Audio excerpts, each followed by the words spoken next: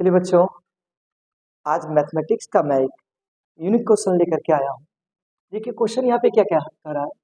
6 to the power x plus 6 to the power y is equal to 42 and x plus y is equal to 3। Then find the value of x and y। x और y का मान ज्ञात करना है। अब यहाँ पे देखिए हमारे पास क्या है, 6 to the power x plus 6 to the power y is equal to 42। अब क्या की दोनों तरफ 6 टू द पावर x से मल्टीप्लाई कर दिए। दोनों तरफ किससे गुना कर दिए? 6 टू द पावर x से, या आप 6 टू द पावर y से भी मल्टीप्लाई कर सकते हैं दोनों तरफ। ठीक है, ध्यान दीजिएगा, multiplying both side 6 to the power x। तो दोनों तरफ ध्यान दीजिएगा बच्चों, दोनों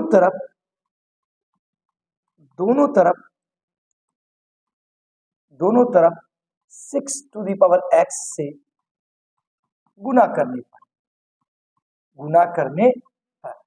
ध्यान दीजिएगा बच्चों, यहाँ पे क्या है 6 to the power x plus 6 to the power y equal to 42।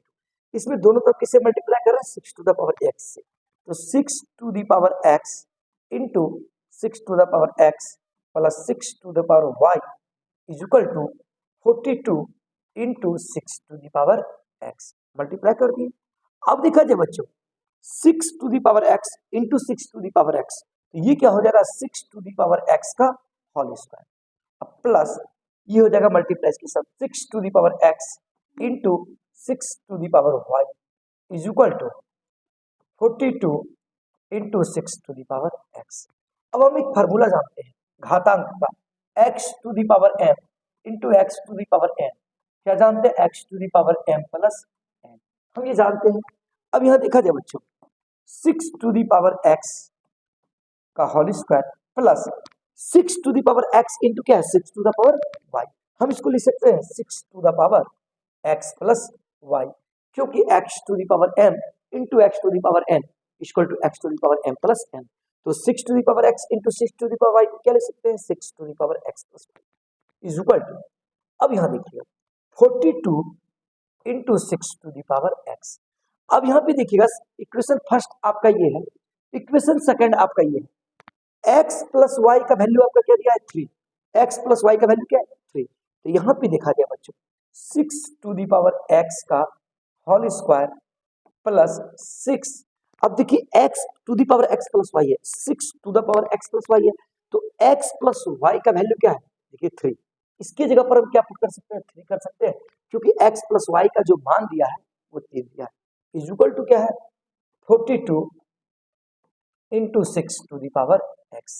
कहीं यहां तक तो कोई दिक्कत नहीं है। अब देखा जाए बच्चों, ध्यान दीजिएगा,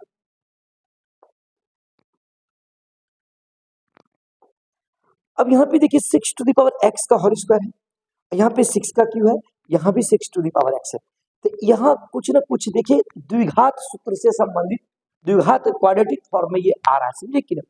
क्योंकि यहाँ पे यदि 6 टू दी पावर x का होल स्क्वायर है, यहाँ 6 टू दी पावर x गुणा के रूप में, तो हम क्या करते हैं? Let 6 to the power x is equal to m माना। क्या मान लिए? 6 to the power x equal to क्या मान लिए? m।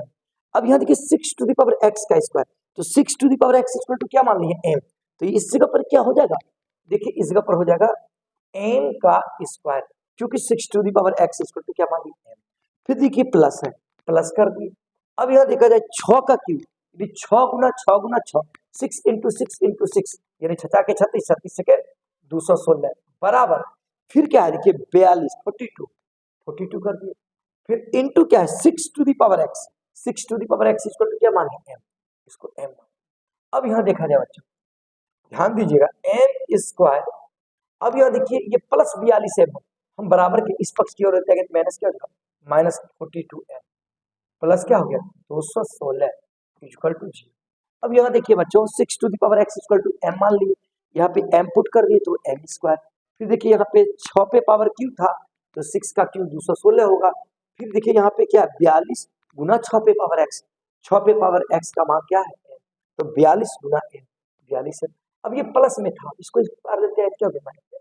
अब यहाँ पे दिक्कत द्विघात सूत्र में ये है, अब हम इसको गुणनखंड भी कर सकते हैं। क्या कर सकते हैं? देखिए m स्क्वायर माइनस, अब क्या जोड़े ये घटाए, माइनस 42 हो जाए और गुना करने के बाद 216, यहाँ minus 36m minus 6m plus 216 बराबर 0। यहाँ देखिएगा 36 और 6 42, माइनस और माइनस गुना करेंगे प्लस होगा 36 छके 216।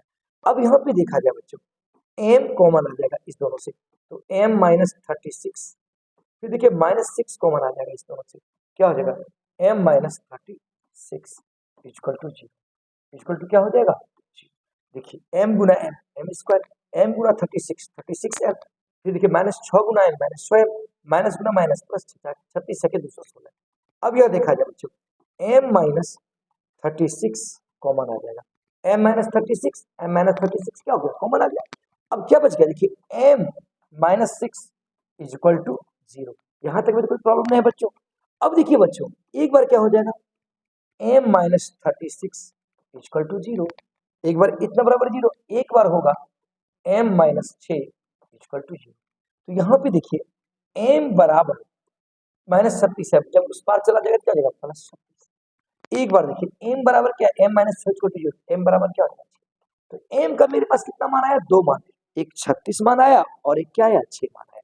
तो अब देखिए चूंकि m बराबर हम माने क्या है, m equal to 6 to the power x। अब यहाँ देखा जाए m इक्वल टू क्या माने हैं 6 to the power x, m के जगह पर 6 to the power x put कर दीजिए, 6 to the power x m के जगह पर पुट कर दीजिए। यहाँ पे 36 है, हम इसको लिख सकते हैं 6 का स्क्वायर, क्योंकि ध्यान दीजिएगा 6 का स्क्वायर 6 गुना 6 क्या हो जाएगा 36। तो साफ पता चल रहा है यहाँ पे, क्या पता चल रहा है आपको कि x का मान इसमें क्या हो रहा है, ध्यान दीजिएगा यहाँ पे देखिए आधार इधर 6 है, इधर भी आधार 6 है, इधर पावर x है, इधर पावर क्या है 2। तो डिफरेंट है कि यदि आधार समान होता है, बेस यदि इक्वल होगा तो पावर डिग्री भी क्या होगा इक्वल होगा, इसलिए x बराबर क्या होगा, तुलना करने पर x की जगह पर क्या है, देखिए x की जगह पर 2 और बेस क्या है आपका 6, x इक्वल टू 2 हो गया।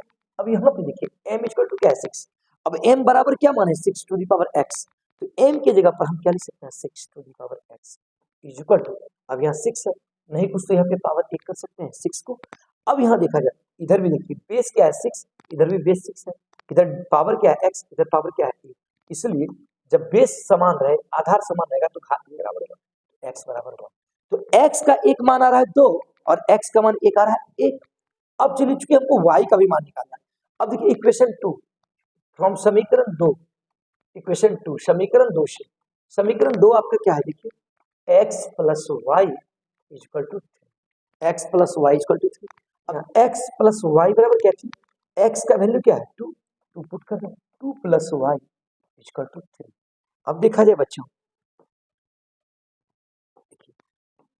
तो y इक्वल टू हो गया 3 माइनस 2, ये प्लस जब बदल जाएगा तो माइनस हो जाएगा, तो y इक्वल टू 1। तो एक जो वैल्यू हो जाएगा, ध्यान दीजिएगा एक वैल्यू मेरे पास जो आ गया है, ध्यान दीजिएगा क्या आ गया, x इक्वल टू 2 और y इक्वल टू 1, एक आंसर ये आपका आ गया। अब चलिए इसमें ध्यान दीजिएगा,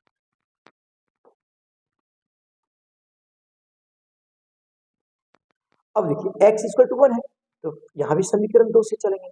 समीकरण 2 क्या था, समीकरण 2 आपका था x plus y equal to 3।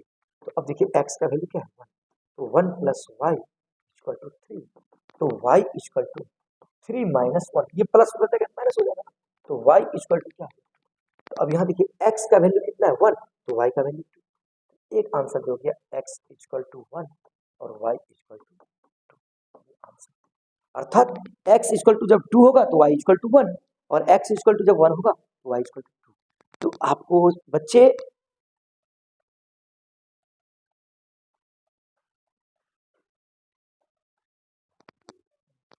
आप मुझे बताएंगे कि वीडियो कैसा लगा, और इस प्रकार के सवाल को देखने के लिए मेरी एस पांडे यूट्यूब चैनल को सब्सक्राइब करें और समन्वय कुमार पांडे फेसबुक को फॉलो करें और अधिक से अधिक मेरे वीडियो को शेयर करें। Thanks for watching.